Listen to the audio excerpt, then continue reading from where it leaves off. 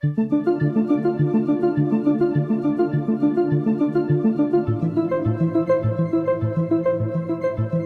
right, everybody, welcome back to the Cain Stevens Paranormal Super Show. This is your host, Cain Stevens, once again, the host with the most, and I am super excited about my next guest. I've got Amber Rose Washington here, and she is a best-selling author and musician as well, but she's here to talk, well, my favorite topic and your favorite topic. She's here to talk about ghosts. So with that being said, Amber, how are you doing today?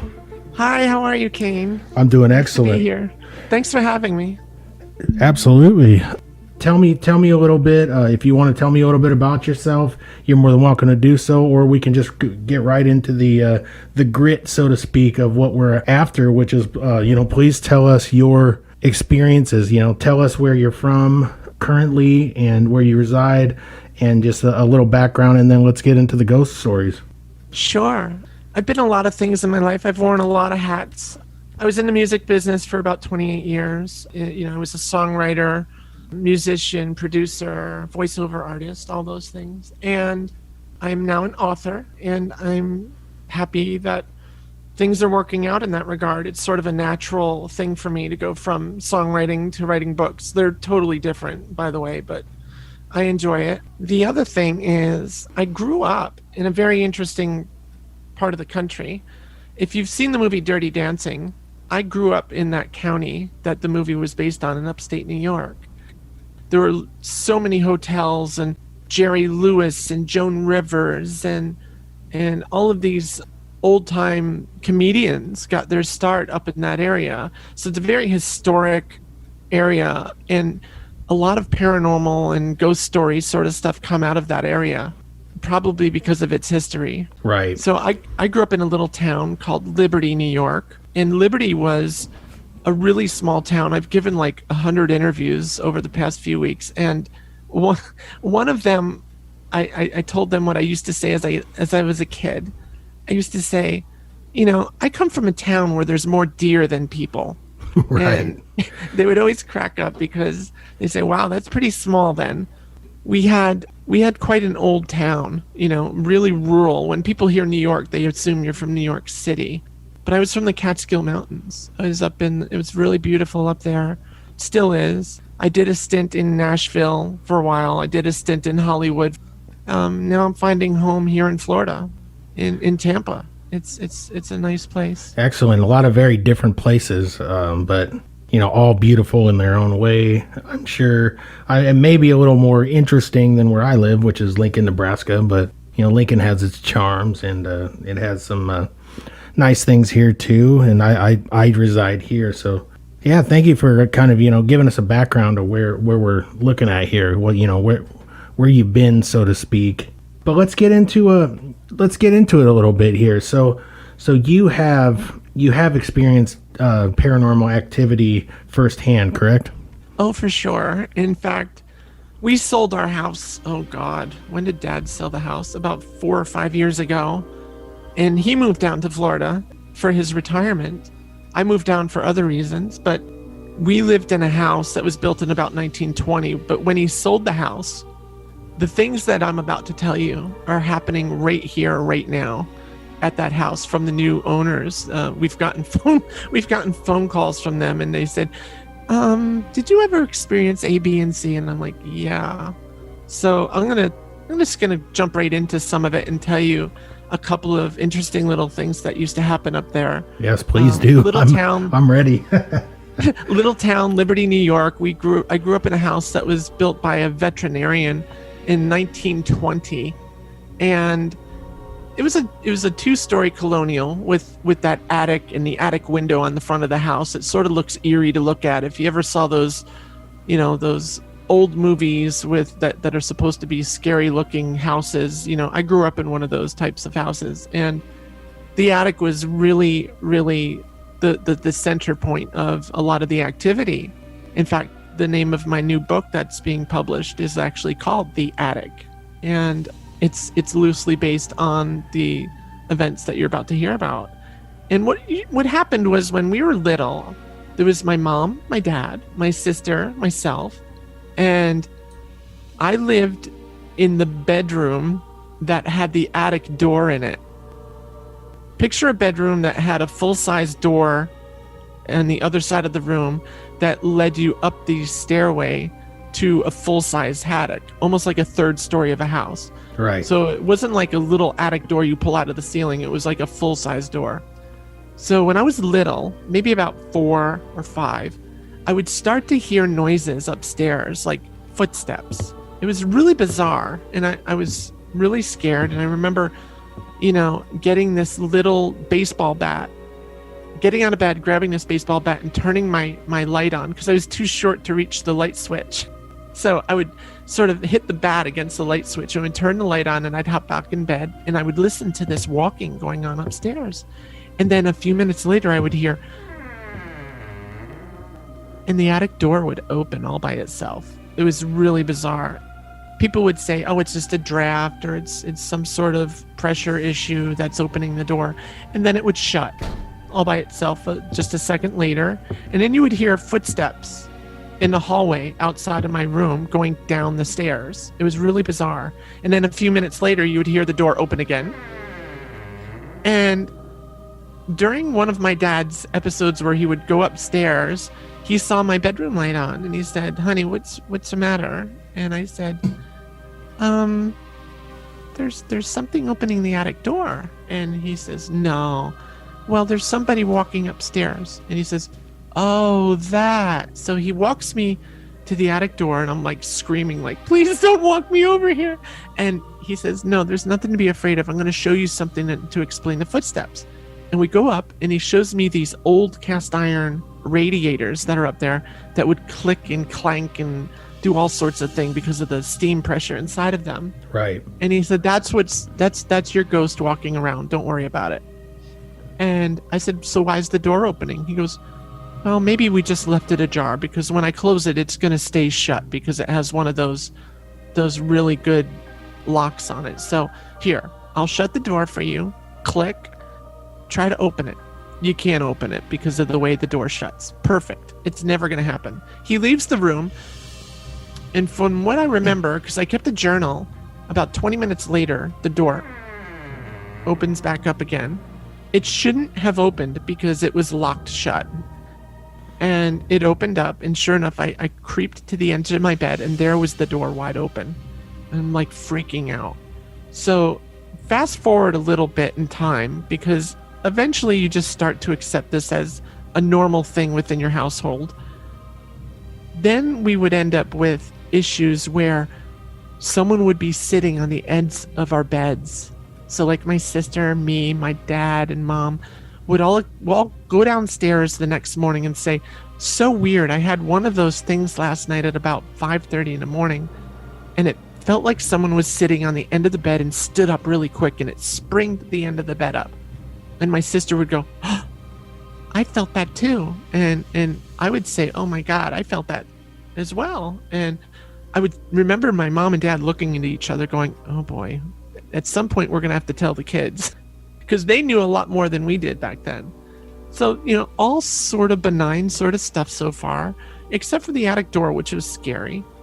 And then it must have been when I was about 11 or 12, I started hearing a radio, like an old time radio in the house.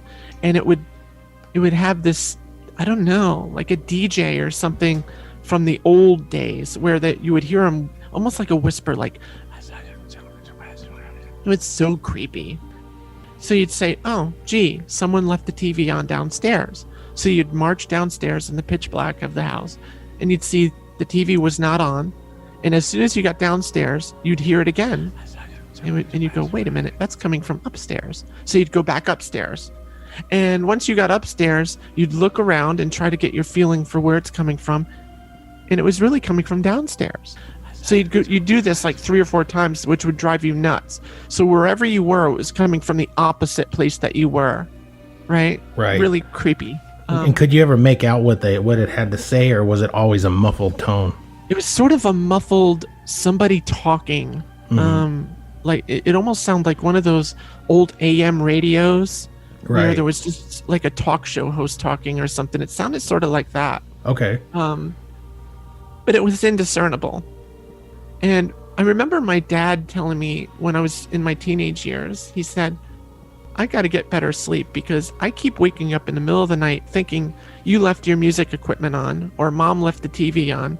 And I'm walking up and down the stairs 4 or 5 times trying to figure out where this is coming from. And everywhere I go, it's coming from somewhere else. And that's when I actually told him I had the same experience. And he said, there was an old lady that lived in our house. And her name was Mrs. Freer. And she died in the house down in this room over here. And we think, your mom and I, that she's protecting the house. And she's just here. She's like a residual sort of ghost. She's just here. She's not really interacting with us in any way. She's not here to hurt us. It's not like a ghost like Amityville Horror or something like that. And, my sister and I were freaked out, but we sort of went, okay, this is fine. We never get hurt, so we're good. So this was I think it was actually about 14 or 15. During that same year, I was starting to get into heavier and heavier music. I went through like a hard rock phase in my songwriting abilities. And, Right. And I was writing this one song I remember in my bedroom, and my parents were at the supermarket with my sister, and I'm writing this song. It's got heavy drums, heavy electric guitar, really loud, and I was just jamming out like Pat Benatar or something, and it was getting super loud, and all of a sudden I hear a slam right behind me, and I turn around and I see the attic door had slammed up against the wall. It opened up till it couldn't open anymore, and as I looked at it, it slammed shut. Like it physically moved really fast and slammed shut, and that freaked me out. Every goosebump on my body was standing straight up on end, and I said, wait a minute. It must be my window. It's cloudy outside today. My window is open. Maybe it was just the wind sucking the door open and stuff because it's going to rain. So I left it to that, right? And then I started the music up, and about 10 seconds after I started the music up, the attic door slams open, shut, open, shut, open, shut 3 times in a row. It was crazy. Now I'm completely paralyzed in place. I'm completely freaked out. Like, that just does not happen. But the logical brain kicked in again, and I decided I'm going to go and close that window just in case. Now, in a 1920s home, the windows were controlled by ropes inside the framework of the window. Okay. And this window, once you get it open, you just don't shut it. You used to have to use wax and rub it on the sides of the window to get it shut again. So they were not easy you had to shimmy the window open and shimmy it closed. It just doesn't close by itself. So I'm walking towards the window, and I close, I'm about 6 feet away from closing the window, and the window slams shut and the glass breaks in towards me. At the same time that happens, the attic door slams open again, and now I'm looking over at the attic, looking at the window, and the attic door isn't moving anymore. Now I just feel cold in my room. My room feels really super cold, and I'm freaking out. I whipped open my door, and I went, there's 20 stairs to the downstairs, and I missed about 17 of them, and I opened up the front door, ran out into the front yard on the sidewalk, and looked up into my bedroom as it started to sprinkle on my head, wondering, I am not going back in that house until my parents come home with my sister. There's just no way. That was freaky. So they got home, and they said, what the hell are you doing outside in the middle of the rain? I said, I can't go in the house, and I'm crying, and they're like, what's the matter? And my dad says, tell me, honey, what's wrong? And I look at my dad, and I said, my attic door was opening and closing. The window slammed shut and broke in at me. I think there's a ghost that's really mad in the house. So he brings me upstairs to my room. He takes a look at everything, and he's a little perplexed. He sees the attic door is still wide open, and he says, so this is interesting. The glass broke inwards, so you didn't, I believe you didn't throw anything through the window, otherwise the glass would have broke outward, right? And I said, yeah. And he says, what were you doing? And I said, I was playing this song right here. And as I pressed play, he says, turn that off. He said, turn that off. He says, don't do that anymore. I want you to come downstairs with me. We'll clean this mess up later. I got to talk to you for a minute. And he said, remember the ghost I told you about? I said, yeah. says, you got to stop whatever that music was. Don't do it anymore. You're making it upset. Your mother and I have witnessed several things in this house that when there's disorganization or loudness or something weird, stranger and stranger things happen in this house, and we can't explain it. We've talked to the previous owner. They feel that it's her in the house. And so that was growing up what we always thought was going on in that house, that, you know, there's this ghost. So we clean up the mess. This is such a long story. I'm so sorry. No, this is great. we clean up the mess, and he says, try to focus on some different music when you're writing. You were starting to write this smooth jazz stuff that we really liked, so why don't you get back into that? A couple weeks later, I wrote my first ballad, incidentally, a song that got me into the music business. And I remember the attic door opening slowly as I was mastering the track. And I turned around and I walked over towards the attic door, and I have no idea why to this day, but I smelled roses. It was bizarre. It was like a smell of roses. That's all I can tell you. I don't know what significance that has. I really don't know. Maybe one of your listeners does. I don't know. But, you know, for years I tried to figure out, why did I smell roses? And the only thing my dad, my mom, myself, my sister could come up with is that was the way of whoever she was saying, it's all good. You're okay now. We're good. Well, I know in a lot of instances when people experience a lot of paranormal activity, and this isn't every time, but you know, from many things that I've read and many people I've talked to and things I've experienced, people will, when something's trying to make themselves known, there will be there can be a pleasant smell, maybe a perfume that they wore, maybe maybe cigar smoke. There was, a plethora of different things. So, I mean, that's very interesting that you bring that up. And it's like, it's like they approved of the song that you were doing, that they're telling you, ditch the heavy crap and go. And I'm not saying it's crap, but you know what I'm saying? From their perspective, like almost like a parent, I played music back in the grunge, time and everything, and a lot of the music I played for years was in heavy bands, where it was just, some of it was just sounded like mush. Now when I'm older, it's like it's almost deafening to me to listen to it these days.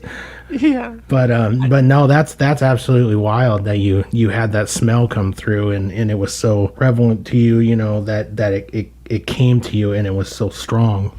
It was only strong for about maybe 15 seconds, and then it was gone forever. So it was like a waft of flowers, of roses, and then almost as soon as it came, it left.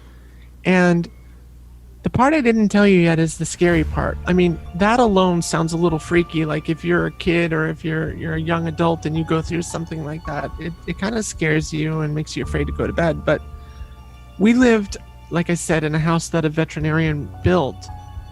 He built another house right next to our house for his son. His son couldn't move into that house right away. And what we found out is somebody was murdered.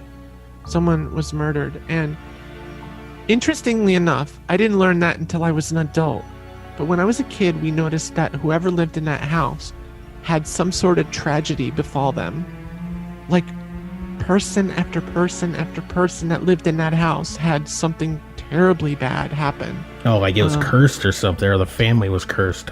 Yeah, so we always, we started talking again as adults, and I would say, I wonder if anybody else on the block knew about this and what they can provide. And one of the neighbors said, we often thought that the house next to your house was haunted in a bad way by something very, very, very negative.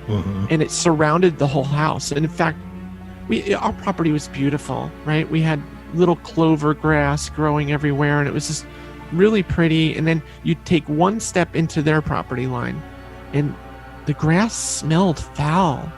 It smelled like garbage. I never smelled grass that smelled like garbage. I mean, listen, I grew up in a farm town. I knew what hay smelled like and everything, but right. Whatever their grass was, it was foul. It was garbage. There's a few times we went trick-or-treating, and they would open their door, and the inside of their house had the same smell.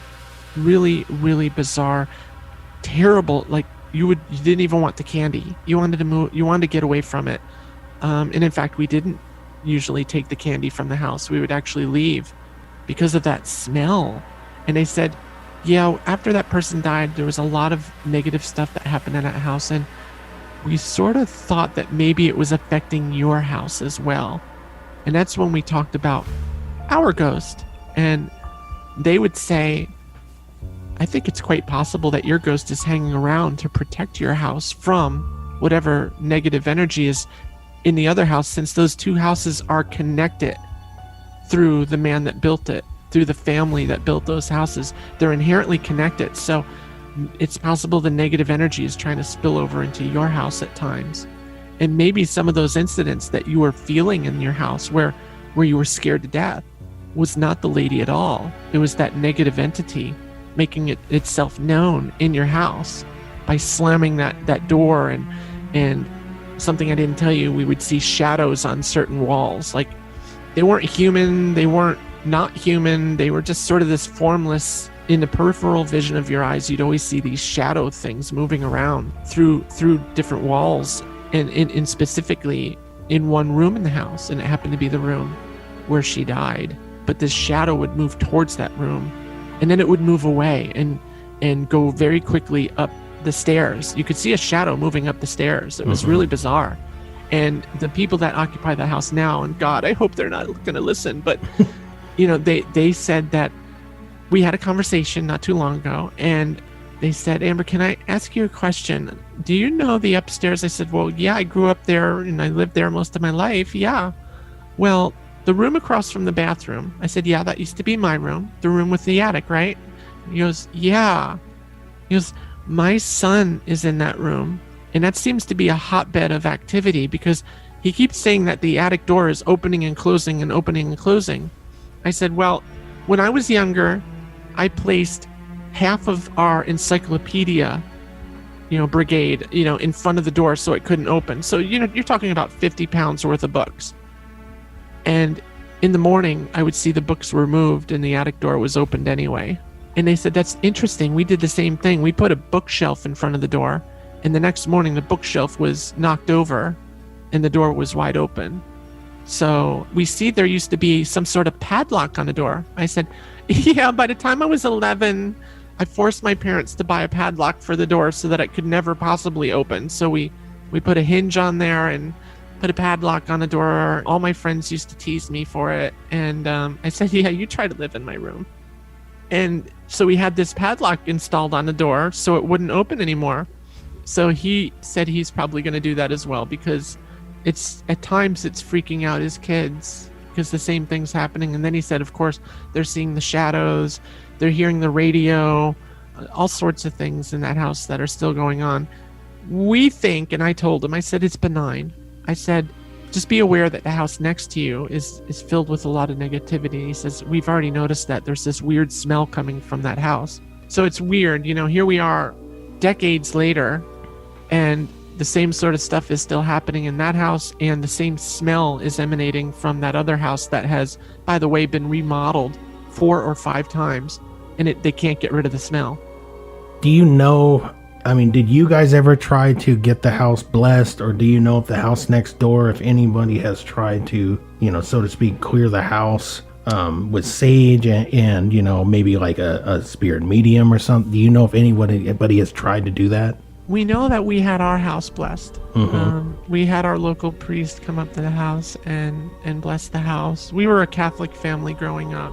So we had the priest come to the house and bless the house. And it was an interesting thing for a kid to watch, because they would go to the doorways, all the different doorways leading to each room and do something. I can't quite remember what he was doing, and he did this throughout the house. And then when he got to the attic, he sort of did a double take on the attic, because all of us were following and saying a prayer with him, and we would go from room to room together as a family. And upstairs in the attic was the part where that seemed to be the whatever was going on up there, and I don't understand why. Actually, I do. I'm lying. It's in my book. I just don't want to reveal it. I'm not allowed to. Okay, no, that's fine. But yeah, something very, very, very disturbing happened that I didn't reveal. Nothing to do with our family, nothing to do with anything while I was alive, but something disturbing happened. Well, can you at least towards the end of the episode talk about the book that you're speaking of? Sure. And at least give somebody an idea, so if they're inquiring on, what is she talking about exactly? Maybe they can, maybe they can buy the book and read it and get a little more insight into it. That'd be awesome if you would. Yeah, I can give you a little teaser. That's about as far as my publisher will let me go right now. But yeah, that's fine. It got me interested. I used to watch, this show called Ghost Hunters. My sister and I would watch it. We loved that show because we both experienced the same things growing up in the house, and we'd hug each other like, oh my God. So when Ghost Hunters came on, it really kind of attracted me into, well, gee, that could be kind of fun. Do some ghost hunting on my own.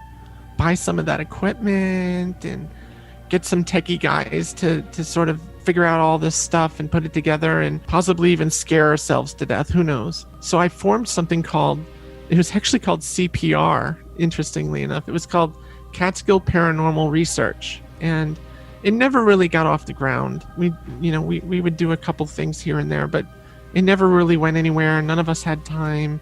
I was already, on tour with the music business and doing stuff, and there's just no way, I could possibly pursue that. So digging into the deeper parts of the publishing deal that I got, they liked the story because it's based on factual information, historical precedent. There's actual documents that were produced to show the validity of when the house was built, what had happened in those houses, eyewitness accounts, these people now in their 80s that I've interviewed.